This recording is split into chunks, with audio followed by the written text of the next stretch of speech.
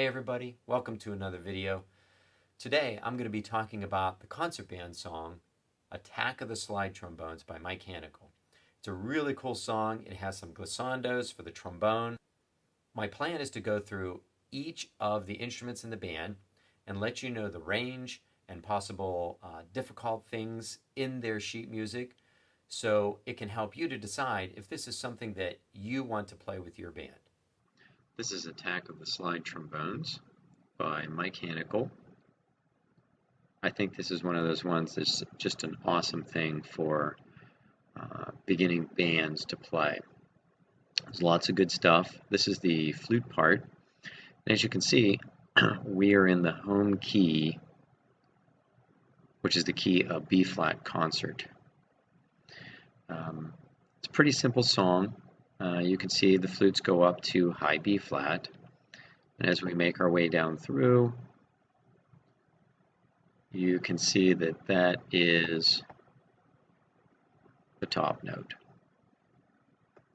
And then we'll go over here to page 2, and you can also see, so we're going from B flat, the high B flat, and we're coming down to middle range B flat, and that's pretty much the range of this song. And you can see there's lots of great learning opportunities. We do have dynamic changes, mezzo forte with a crescendo, forte, decrescendo, into a mezzo forte, crescendoing up to a forte. So a lot of stuff the kids have to learn and be able to put in the music and practice. But it's a very simple thing. Even the melodic lines, very scale-wise, stepwise motion. There's a little bit of skips and there's no leaps. There's nothing that's really a huge jump. There's one right here, the F down to the C, yet that's still not that far.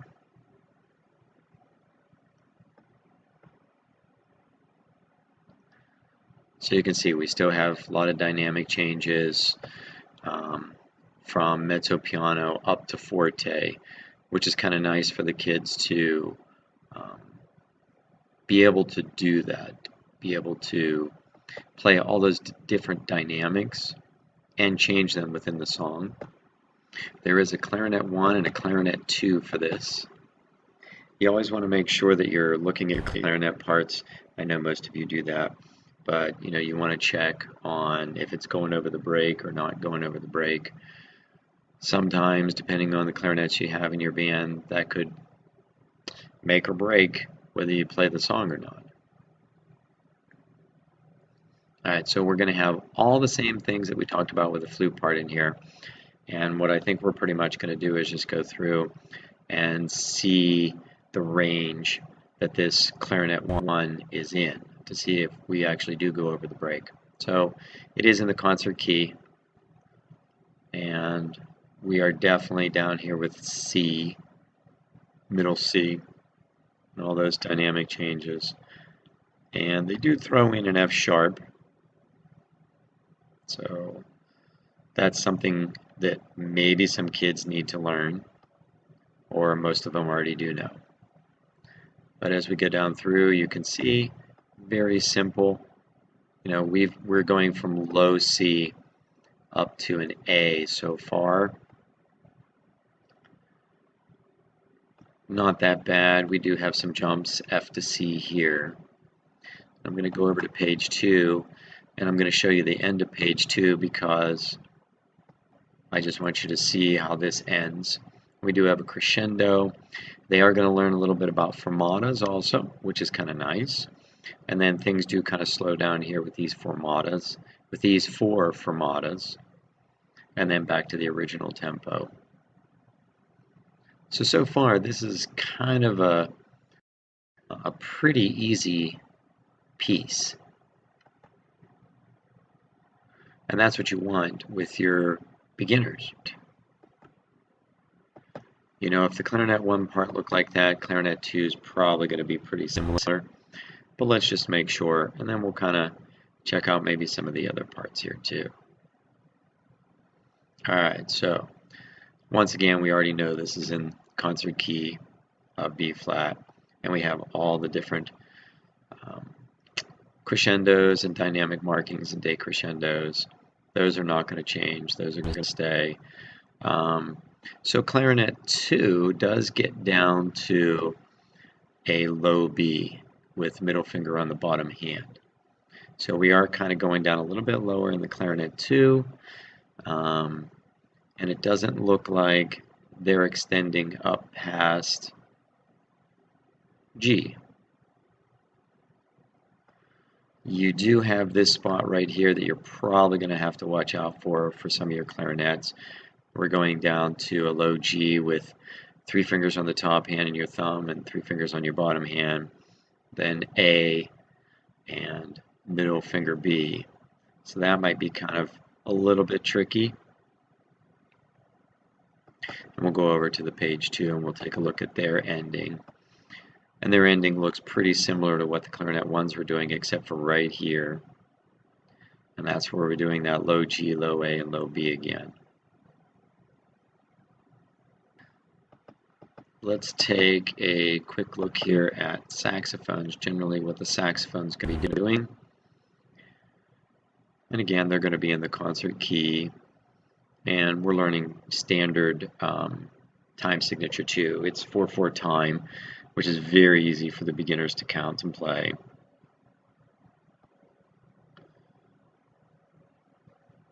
And as you can see, they're going to also be working on a C sharp, so no fingers.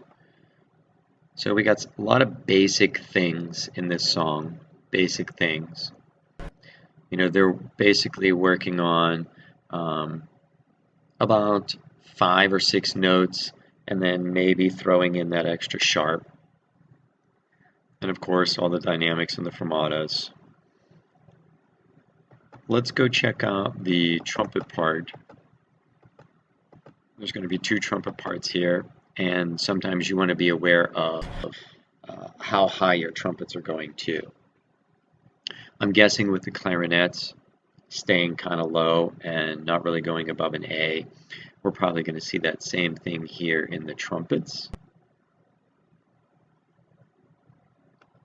And that's kind of what it looks like here on the first page. It's pretty much looking like that Clarinet 1 part. And they're going to have to work on their F sharp's middle valve. There are lots of nice little things in here. It's a moderately fast song, like I said, 4/4 time. And you're really trying to hammer home those dynamics with your band, because on a piece like this, it's going to make or break the whole overall sound of the piece. We do have a little bit of something here going from a D to a G. That could be kind of a thing with the trumpets.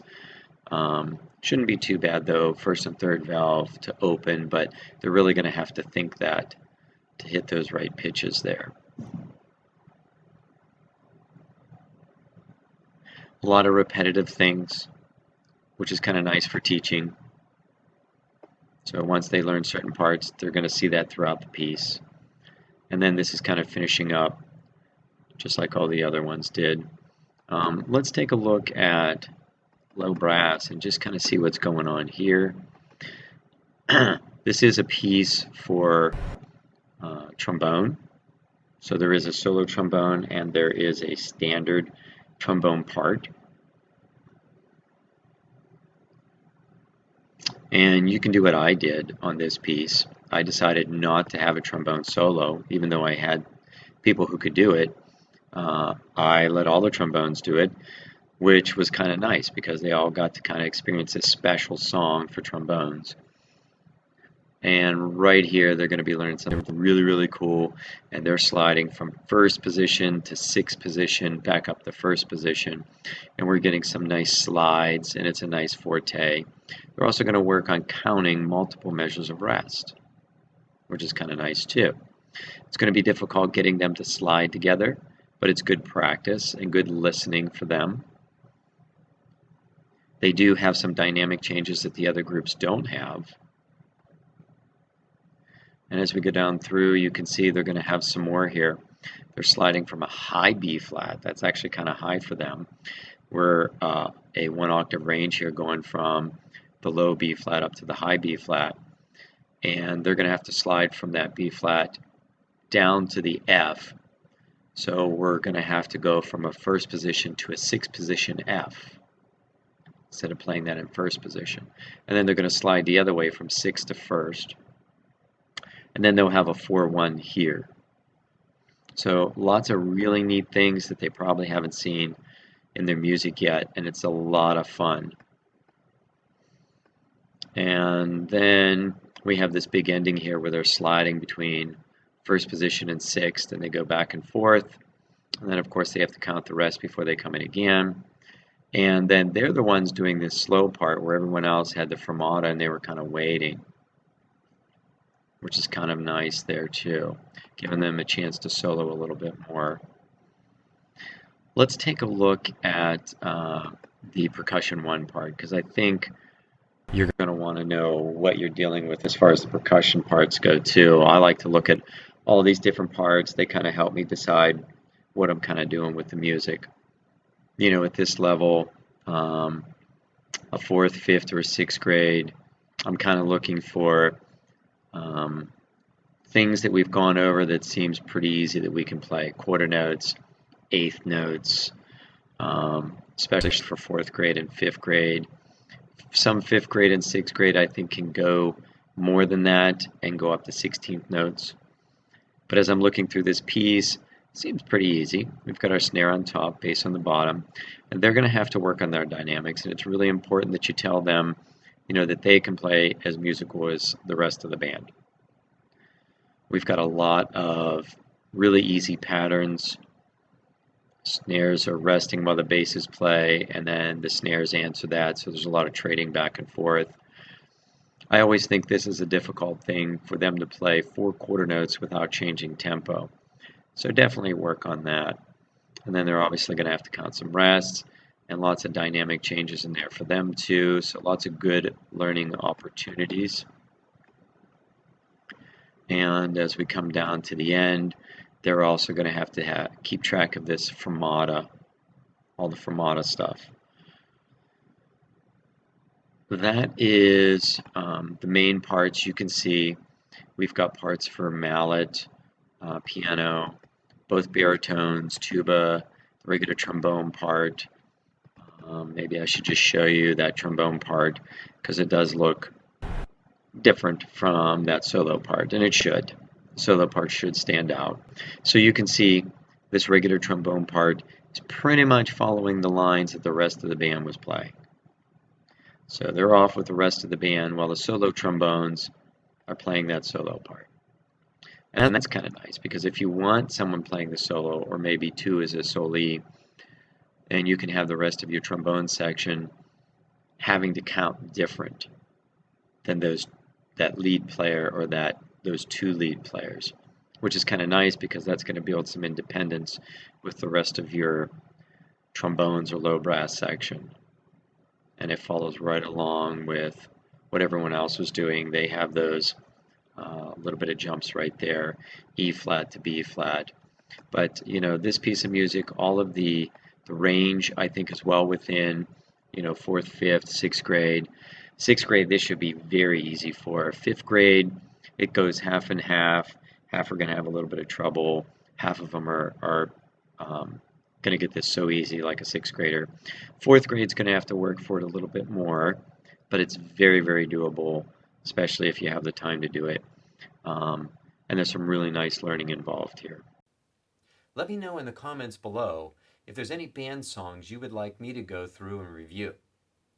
Thanks again for watching. I really appreciate you taking the time to watch these videos. Don't forget to subscribe to my channel, and I'll see you in my next video.